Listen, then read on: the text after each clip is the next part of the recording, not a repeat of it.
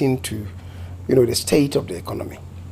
And I think I related to what President Kufuor did, what Mills Mahama did, and also what Akufo-Addo did in his first term. And I said when Kufuor was leaving, the growth in the economy as captured by the usual standard of assessment, GDP, inflation, interest rates, and so on, international reserves, that we're doing quite well. Okay. Yet, in spite of that, it was difficult to break the 8. Because a few things, and the fact also that party faithfuls did not work hard enough. We got a bit complacent. Then I related to the era of President Mahama, when he succeeded Mills and won another term for the NDC. Dunso had afflicted us. And yet, in 2015, when the growth of the economy registered about 2.2%, which was the worst growth in 30 years until that time. Now, the next level, 2016, they managed to grow the economy from the 2.2 to 3.4%. Okay. And I was just saying that increment in the growth rate, right, perhaps caused John Mahama to be complacent, which was why, as the president and presidential candidate who mounts a political platform, instead of addressing the challenges of the economy and talking to Ghanaians who were listening to him, voters, about what it was that he was going to do to escalate growth, he was behaving like, excuse my language, but the language that I used, that he was like a concert party was playing out. And so he mounted a political party platform, and then he'll be telling the listeners, the voters, say mekase idibia, munkase idibi keke. A president of the republic, a presidential candidate, he had gotten complacent, right? So I was saying to us that 2017, 2020, we all saw what we're doing. The first 3 years of Akufo-Addo's regime, doubling overnight the growth in the economy, averaging 7%, when John Mahama averaged 2.8% in his last 3 years. We averaged 7% in the first 3 years of Akufo-Addo's regime. Enter COVID, enter the Soviet-Ukraine imbroglio, and the economy is shattered. We're now coming up. So I was saying that our economy now is not in the state of Akufo-Addo's first stanza. So we need to get out there and seriously canvass, because those of them who had gone to listen to Kennedy Agyapong, who had told them that he was coming at 2:30, the polling station agents, they had to wait from 2:30 to 5 o'clock when Agyapong came. 2.5 hours, sitting in limbo just to listen to a presidential candidate. So I was asking them, how many of you, the whole year, have spent 2.5 years going from house to house to canvass for votes for the party? None of them. And yet, you have patience to come and listen to one person, 2.5 years. Sit down. So I was saying that they should have that same zeal to go out there and work for the party. And I think it is the point that I made about John Mahama's administration growing from 2.2 to 3.4 that they had climbed up and they had gotten complacent. And that small portion that I said is what was reported on by Ghana Web. Okay. So it was completely taken out of context. Right. Now that we have a better understanding of what you said and what you communicated, you are not returning to Parliament in 2025? Well, I have said so. And my party people, the national executives, and the regional executives in the region, all manner of people are giving me problems. They say they wouldn't listen. But I've stated my case. And it's one you're going to stand by? Just 3 days ago, I was at Kumawu. Okay. And the regional chairman was saying that I should stop saying that the party has not agreed, and so I shouldn't ever say this anywhere again. And the is it the national organizer, one of them who was there, was also insisting that the party should give me a coast is clear signal before I'm able to come out to say that I'm not contesting again. But we are where we are. Okay. and now that it seems like this will be the roadmap for you going forward, what will be next for you after Parliament? So many things to do. So many things to do. I have said that I'm leaving Parliament, but I'm not leaving the political terrain. I'll be there wherever I find myself. To be dictated by the party, to be dictated by what provision that God has for me. And I also have a few things doing. I think I will have much more time if I'm not inundated with activity as I am now, to perhaps think through a lot of things that have happened in my life and begin to write, some books about myself, about Parliament, and about events that I have engaged in the course of my life on this earth. Wonderful. You have spoken a lot about attrition in Parliament. You live in Parliament. How do you see that? And especially also on the back of the recent election of the opposition NDC, some big names actually fell. Talk to us about this issue of attrition in Parliament. You live in as well. Well, I've sounded to leave on my own, because I've been here for a while, and I think increasingly circumstances are changing for us as Ghanaians, as political parties, and the parties must do serious introspection, because the way we are going is not helpful to the cause of democracy. It's not helpful to the cause of democracy. You just alluded to some big names in the NDC who've lost elections. Parliament is going to lose Dr. Kwabena Donko. Yes.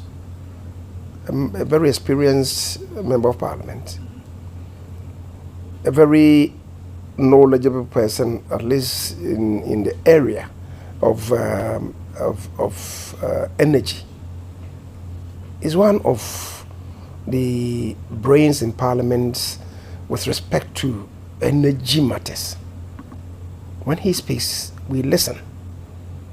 When he critiques programs and projects, we all listen to improve the development agenda for this nation. We are going to lose him. And I heard what went on in his own backyard. No malice to whoever is going to replace him.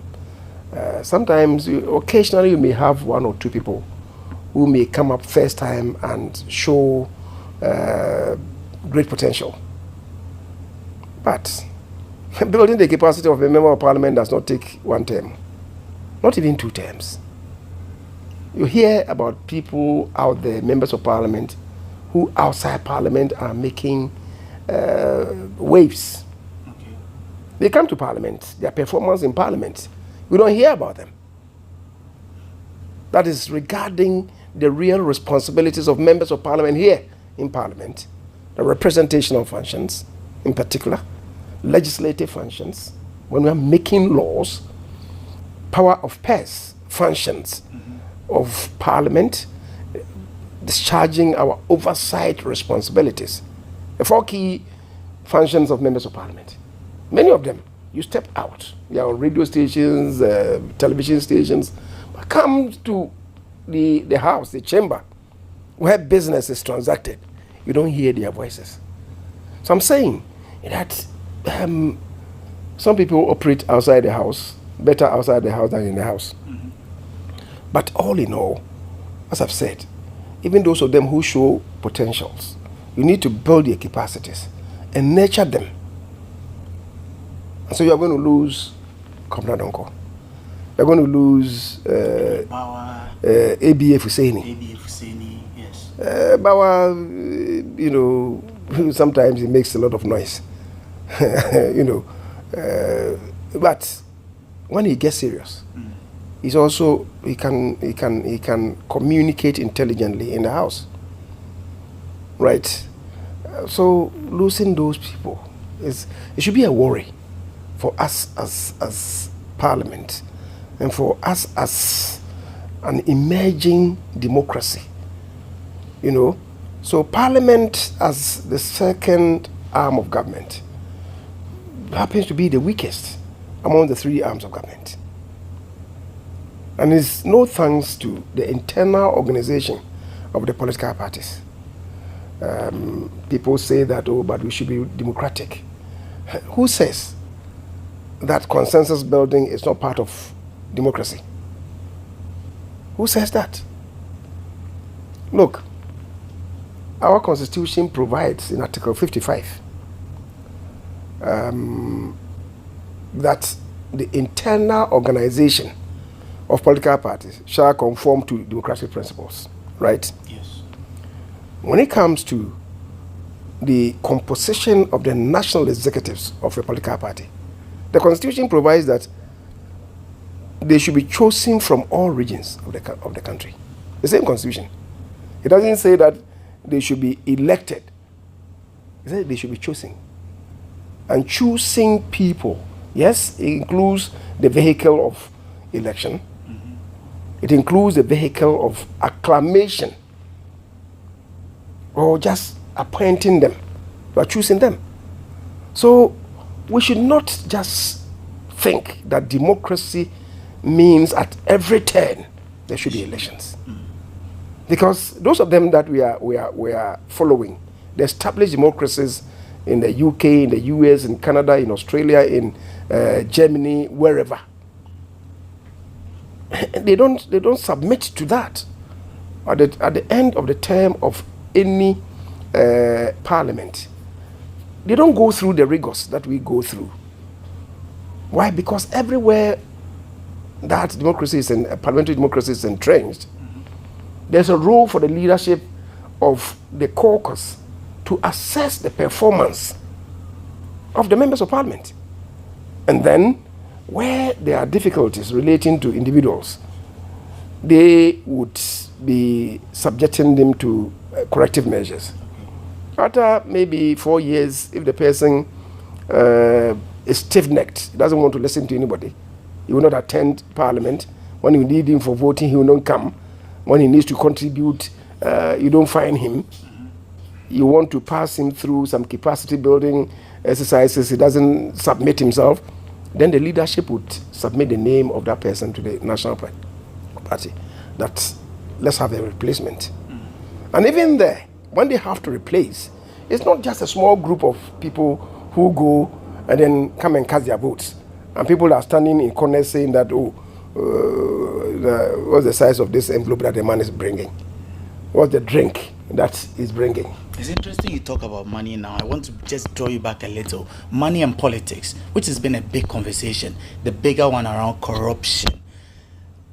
Is this something that is going to... Do you think it's something that worries the kind of democracy that we... It does. I have been repeating everywhere that nobody is in politics who is a Father Christmas. If the person gives you something, whether by way of drink, by way of cola, by way of some envelope, which can translate into money, or if it's a drink, he uses money to buy the drink. If it's cola, he uses money to buy the cola. If it's fiscal money, of course, you should know that that person is not a Father Christmas. So when he comes to Parliament and his party wins and you give him a responsibility, where he's able to award contracts, for instance, corners will be cut. There are no two ways about that. And the nation will not have value for money. And people begin to complain, oh, politicians normally are corrupt. But we are cultivating corruption at the very outset. People coming in. So it's dangerous, because if you're not careful, very soon, our parliament will be taken over by people with fat wallets. How do we solve this? The way of solving it is for the political parties. It's for them to look at their constitutions again, especially NPP and DC. And in these elections, everybody was talking about monies that were on display. I'm not sure that I belong to the NPP.